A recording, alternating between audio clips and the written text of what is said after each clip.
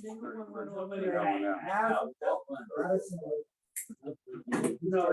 think Miriam's daughter lives 30. Good morning, Rabbi. Okay, we're gonna get started momentarily, guys. Hey, Harvey, everything okay? Yep, I'm good.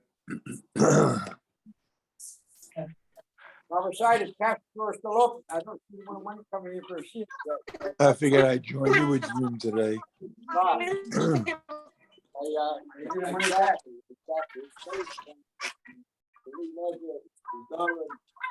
I mean, guys, the schwachest I ever seen. And even though it's a people, we can do sometimes again, that old people don't. You want to put it that way, whatever it is. What's on the menu? What's on the menu? Chinese food. It's good stuff. It's an extensive menu. Whatever you get to the blue plate special. No, are they ordering off the menu or the early bird? They're giving you the blue plate special. The early bird menu. Early bird, the early bird menu. Okay. So see Heshy, please, because schwach. Okay, learning sponsors. Year of Learning, Friends of Marcy Kurtz, in memory of her great niece Leah Bracha, Isaac and Evelyn Blachor, in memory of his sister Chaya Rachel Bas Isser, Friends of Leonie Meisem and Leah Sabra Bas Chonoch Zundel. We have 2 months of learning by the Friends of Milton Meller in honor of his second bar mitzvah, 83 years old.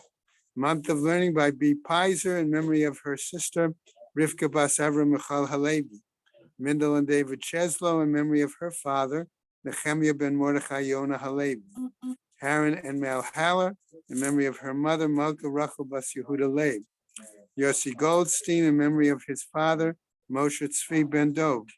Isaac and Etta Novik, Isaac Davin this morning, by the way, in memory of his mother, Miriam Gittel Bas Hanoch.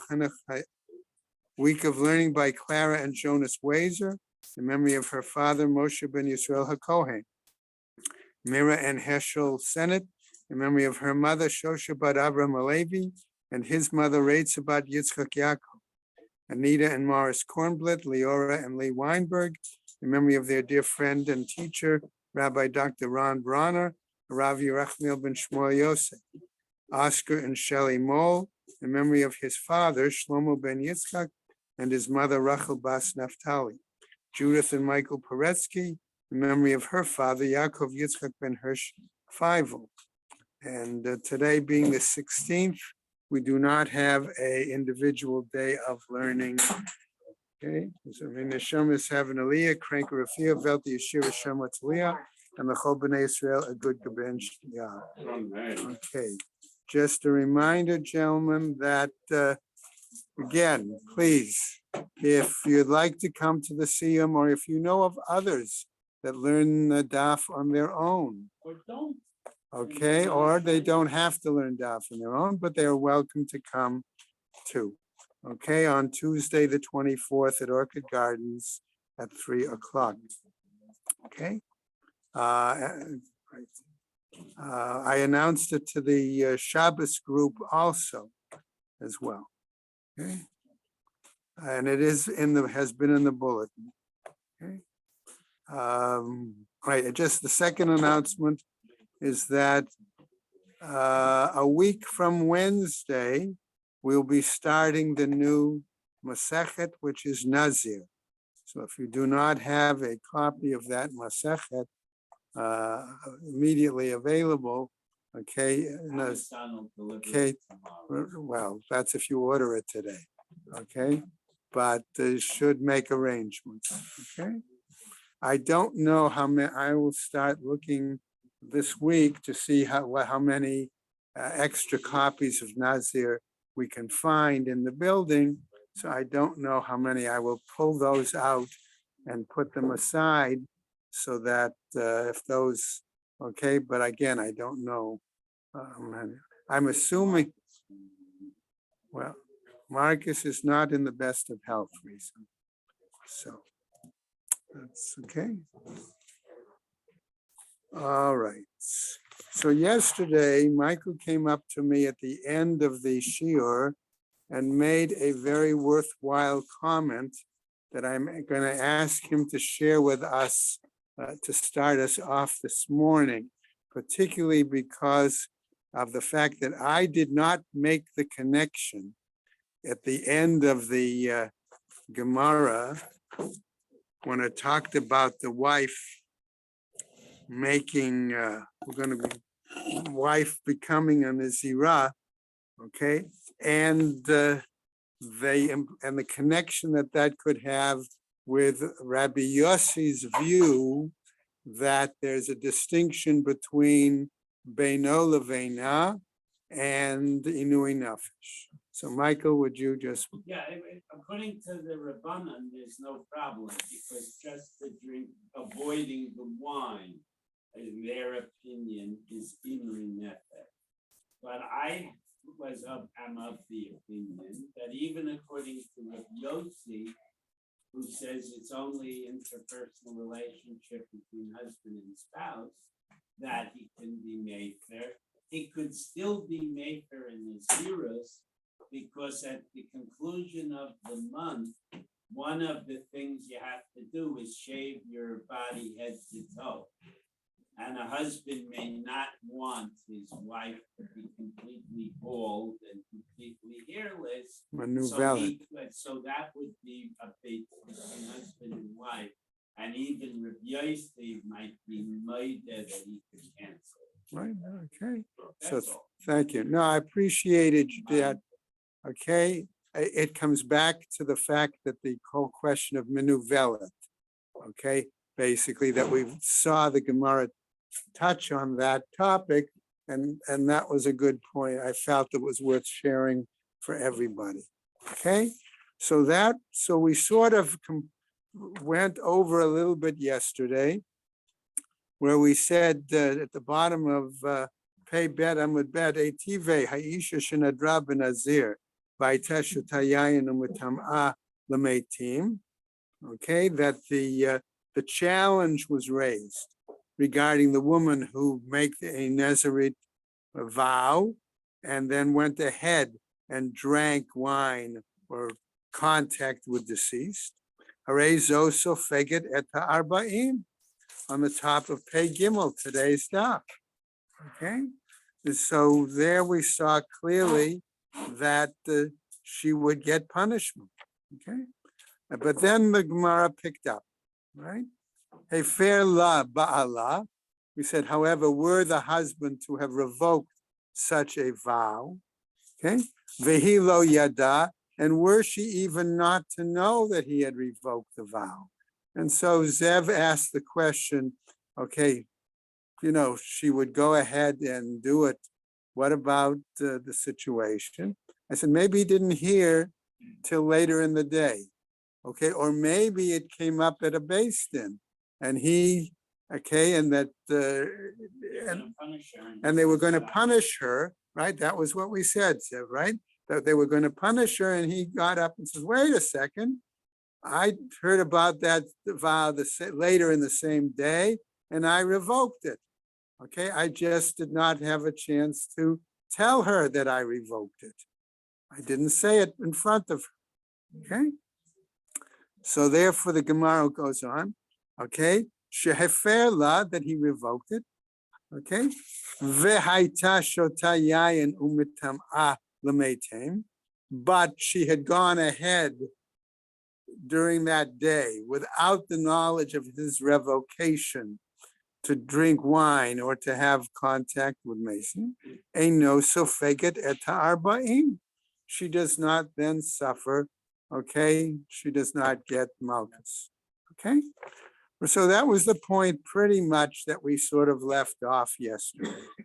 Okay? So picking up then. Middle of it, and she did all this here. Once she did that, and she didn't hear her husband say it, so it's null and void. So okay, so that's why we suggest the question. Maybe it could have been that it happened. Okay, and then when they were going towards the, whatever point the based in was going to, okay? And that's why we threw that in. She doesn't, right? Okay? So what happens? V'iyamart may fair the mitaneh. So now we're going to see that the question is, this is the challenge, okay? That's now coming now, right? So if you're going to use that example that we just presented, that even if she didn't know, then she wasn't going to get the malchus, right? So our Gemara brings now this challenge. V'iyamart may fair the mitaneh. And if you're going to say that the husband would revoke regarding the despised, better quality bread alone and not necessarily, right? Ve'ein may fair l'she'ein mitaneh, but he does not revoke regarding the lesser quality non-despised bread. Okay, in that case, Dilma, perhaps, minyayin de'id latzara hefela. Perhaps then, when he, in our case that we just gave regarding the Nizirah and the wine, etc., but taking the example of the wine more than the example of the Mason contact, okay, maybe you might say there that he's revoking the vow regarding to wine. Why? Because there, tzara. There, they might consider that an example of self-affliction. Okay? Hefela. Min chartzan umin azag, but from the seeds of the grapes, or the skins of the grapes, lo hefela. That maybe he did not revoke. Okay? If that's the case, daha, in that case there, lo it latzara. Because maybe he was thinking she does not have any distress or sadness from that. And therefore, v'tispog eta arba'im. And in that case, she still would have to suffer the malchus in that situation. The Brisa says she doesn't. And the Brisa clearly said she does not, exactly. So what happens? Amar Rav, so that's the initial part of the challenge. Amar Rabbi Yosef. So Rav Yosef therefore says, Ein nizirot lechatzaim. There's no such thing as only being a half or partial nazir. Okay? Amar le Abai. And Abai derives from Rav Yosef's statement the following: Ha korban lechatzin nazirut ika. But what about the fact, let's say that the husband didn't revoke the vow till 14 days or 15 days after she had made the Nazirut vow. And that's when he revokes it. Okay? That's maybe when he heard it. He found out. Okay? And so he revokes it that day. Okay? How could that be? I thought it has to be. The day that he hears of it, that he's aware of it. The timing here isn't critical. It could be the third day. Right, whatever it is. I chose 15, particularly because remember, minimum Nazirut is 30 days. So that's why I simply chose the 15. Okay, right? So that's why Abai might have suggested Ha Korban L'Chatzin Nazirut Ika. So maybe Abai is asking, hey, nevertheless, she still observed 15 days of Nazirut, half the normal period. Well, shouldn't she then at least bring something? Okay, remember there are 3 korbanot that have to be brought, 4, okay, at the end of Nazirut. Okay, well, besides even that, notice Abai's question wasn't even asking about her status. He's asking about the korban. So you're right, Alan, okay? But the implication is that possible?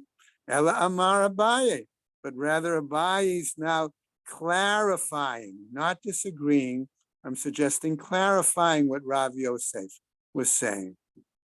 Ela Amar Abaye, Ein nizirut lechatzain ve'ein korban lechatzain.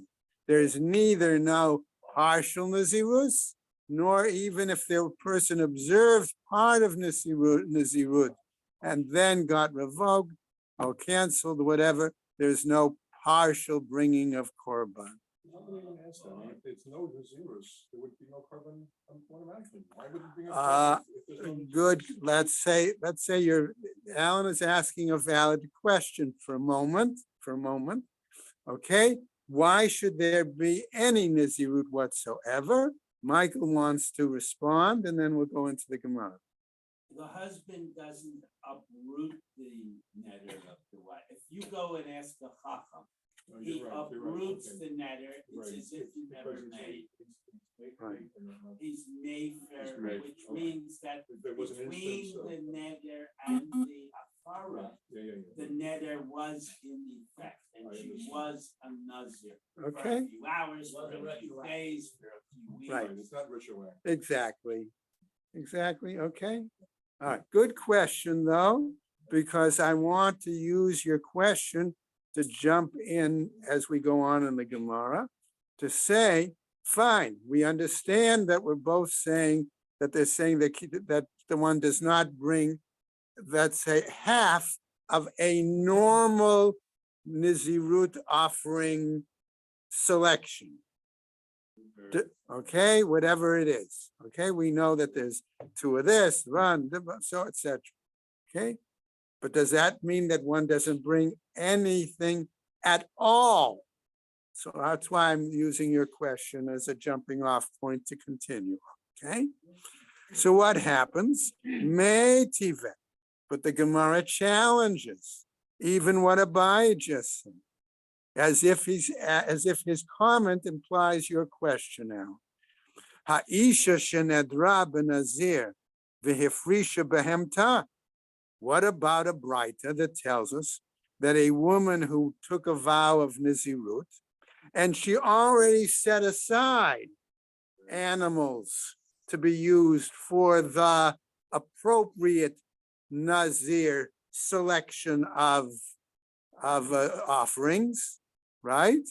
Okay, which we will go into, of course, a lot more in detail when we get to Gemara Nazir, right? In any case, V'achar kaf hefer la ba'ala, but the animal has been selected and put aside already, and then it turns out that the husband revokes her vow. Mevi'ah chatat ha'of, says the Braita.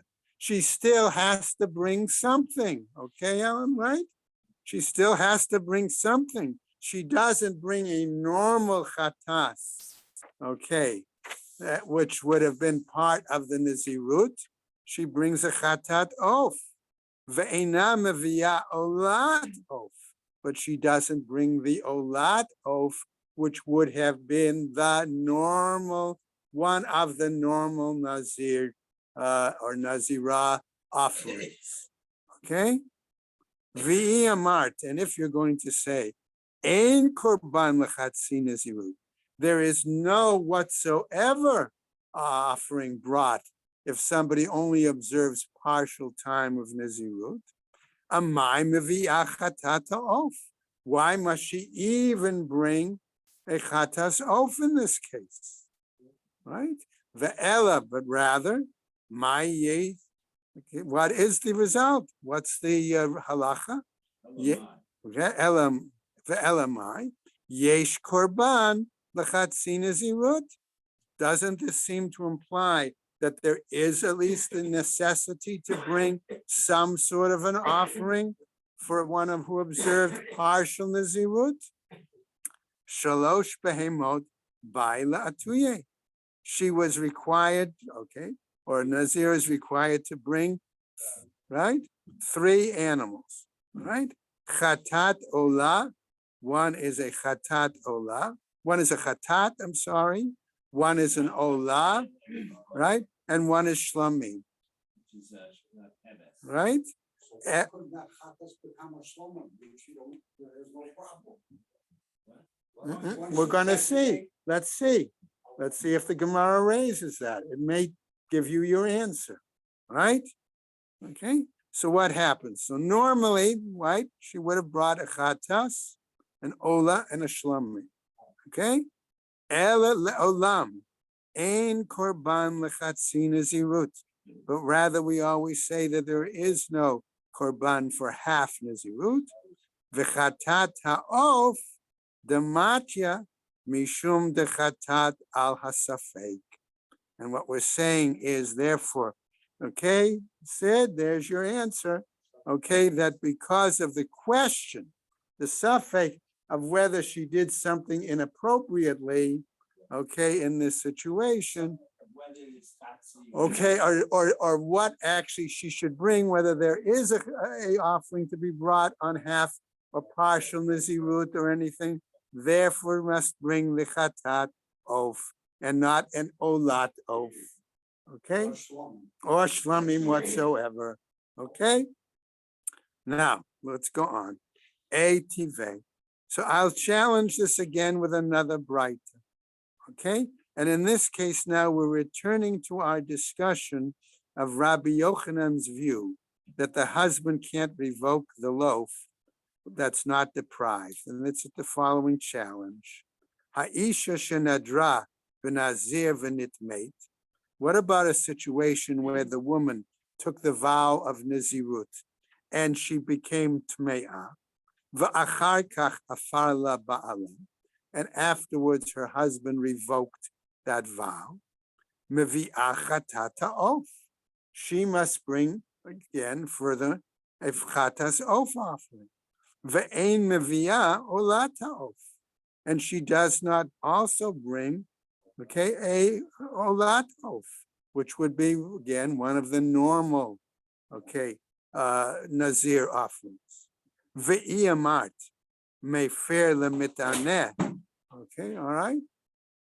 And if you're going to say that he revoked the deprived, better quality bread, ve'ein mefer l'she'ein mitaneh, and he does not revoke the lesser quality non-deprived bread, what happens as we go over to the next one? Dilma, okay, miyayin de'it latzara heferla. Perhaps we're going to say, as in our earlier example, our earlier brighter, that regarding wine, that he would revoke that because she would have inui, tsar nefesh. Mitum out mate, delete latzara. But since she made the vow and did of Nazirut and did two things, both the yayin, okay, and tumas mesim, okay, that's the right. What happens? Delete late Sarah, where there may not be any inui nefesh in regards to the tumas status. Lo heferla, maybe he did not revoke that. Okay, question mark, right? Amre. So let's say as follows, says the Gemara, the rabbis. Tumat mate nami eat late sa'ara. What are you saying, says the Rabbanan? Remember their view that the revocation can come whether both reasons, both Sarah Inui Nefesh or Beino Avena. Okay? So that's what they're saying, is that Tumas Mace still could be the kind of tsara that the rabbis would say the husband can readily revoke. Why? Dichtiv, because it's written in the pasuk. Excuse me. V'hachayi tein el libo, and the one who's living, all right, takes it to heart. V'tanya, and we learn regarding this. Braita. Haya Rabbi Meir Omer. The Rabbi Meir would say as follows: My dichtiv. What does it mean when it's written? V'hachayi tein el libo diyispod, that one who takes to heart the death of someone, okay, and goes and hears the eulogy or goes to give the eulogy, okay, they will be eulogized as well. Okay, yispudun le, they will eulogize him. The yivkun, if one goes and cries at the death of somebody, yivkun le, they will also cry at his There's his burial. The Yikver, that he goes and participates in the mitzvah of Kavura, okay, attending, whatever. The Yikbarene, that they will also bury him. Okay, so that's his view.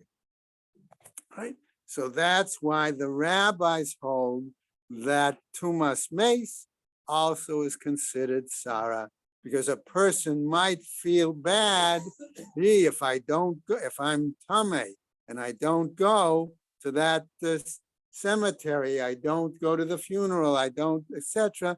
What are they going to do for me? Leads you to contemplate your own. What's my situation?" And that's how we finish that particular piece. Okay? All right, let's go to our new Mishnah. Matnitin says our new Mishnah, Konem she'ani nehene lebriot. The woman takes a vow, like a sacrifice, if I benefit from any person. Okay? Right? Right, that's a big, now what happens? Eino yachol lahafer, says our Mishnah. The husband is not able to revoke that vow.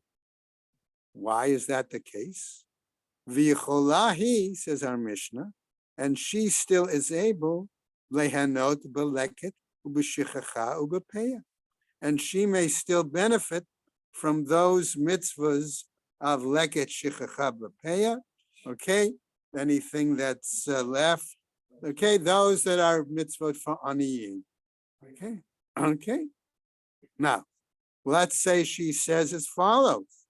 Konem kohanim leviim nehanim li. I make a vow like a sacrifice that I will not benefit from kohanim and leviim. Okay, all right. What happens? Yidlu al korcho. Okay, namely, you can take it from them nevertheless. Okay, al korcho. Kohanim elu v'leviim elu nehanim li. Or right, or saying that right? From these Kohanim or these Leviim, I will not, there will be no benefit from Yitlu Acherim. So then it's from these particular Kohanim and Leviim, okay? But from other Kohanim or Leviim, they can benefit. Okay, that's our Mishnah. Okay, no particular insult, especially to the Kohanim and Leviim present. Okay, all right, what happens? Alma, therefore, says the Gemara, Efshar, the mitzana midilei. This would seem to imply, says the Gemara, implicitly, okay, that she could still benefit from him, namely her husband. Miklau, the Baal, love bichlal briotu. Why? Because she considers her husband not other people. Okay. Okay. Amos Sefer. But I would say, wait, look at the end of our Mishnah. It says clearly at the end of our Mishnah, Yechola le'anot beleket shichacha upeya, that she is able to benefit from these three mitzvot, okay, that are entitled to poor people. That she picks herself. Okay, well, we'll get to, hold on. In other words, the point is that would seem to imply, again, that were the husband to have picked that to give it to her, even that would not be acceptable. Okay, right? All right. Aval midabal lo achla. But from anything from the husband, she cannot eat. Alma, and therefore, Baal bichlal briutu. That would seem to imply, on the other hand, that the husband is like other people and cannot benefit from it. Okay, so we have a problem with what we're going to say is the status of the Baal in this case from this mission. He may be the Baal, but she's the boss. Well, no. She's the ball driver. Baal of boss. Yeah. The boss. Amar Ula. Amar Ula says Ula. Le'olam Love Bichal Briutu. Ula says, no, the husband is not going to be considered among the other people. Va'od, and furthermore, Ein Yachola Hafer Mipnei Sheyichola Leanot Beleket Shechacha Upeya. And also, the reason he cannot revoke her vow is because she is still going to be able to benefit from these mitzvot of Leket Shechacha Upeya. Okay? She can collect it herself if she wants. And have what to eat. Right? Rava Amar says, Rava, hold on a second. This is La'olah Baal. Okay? La'ula Baal Bichlal Briot. Okay? So Rav is disagreeing. And he says, no, the husband is considered like other, right? The Ula that, would be us, sir. right? Umat Ta'am Ka'amar. And what's the reasoning they said? Matam ein yachol lahafer. The reason is, what is then the real reason that he cannot revoke her vow? Mipnei sheyichola lehanot beleket shechacha upeya. That would seem to be the reason, that because she can still get her foodstuffs through beleket shechacha and peya. Okay, that's why he can't revoke the vow. Rav Nachman Amar, says Rav Nachman, Le'olam Baal Lav Bichlal Briotu. No, says Rav Nachman, always the husband is not considered like the other people. Vahachi Katani. And this is what it's trying to teach us. Nitgarsha, that when she becomes divorced, Yichola Lehanot Beleket Shechacha Upeya. That's when she can benefit. Okay? She still has a work. She still has her way. Tomorrow we'll pick up with Ative, the challenge by Rava to Rav Nachman, and see again whether the husbands are considered persons or not. Guys, don't forget, please.